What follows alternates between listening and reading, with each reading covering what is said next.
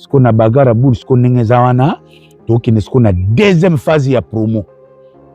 donc to kende boesco mi-avril titoko ta fin mai deuxième phase ya promo ce que ezo kende po ti toko kota kamena dernière ligne droite ti une semaine ya keba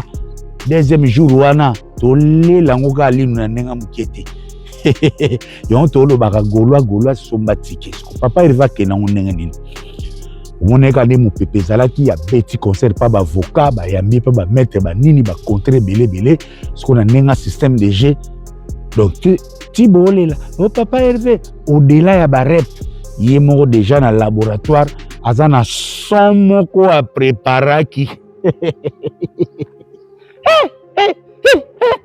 hein Gisèle Tati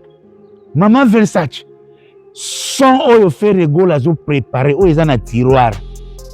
pona siko eya et ça se passe que la promo eza ko signer ba contrat na ba bon communicateur ko laksa ba répétition ba préparation ya terrain ba fanatique ne ba sala ba live nini leader yo mo pe fozal au cœur ya promo et fait rigolo aza mutu ya promotion ya polémique te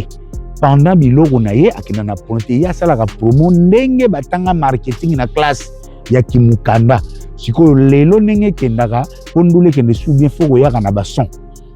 après featuring ya Raivani son moko eza na tiroir skoyo les padres yango ake entre autres en Afrique du Sud comme ça son wana bani atelango clip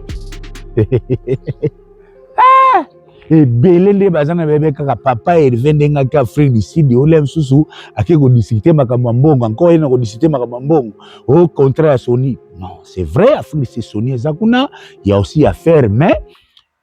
azo profiter na séjour sud-africain pour asala clip ya son moko eza na tiroir aïe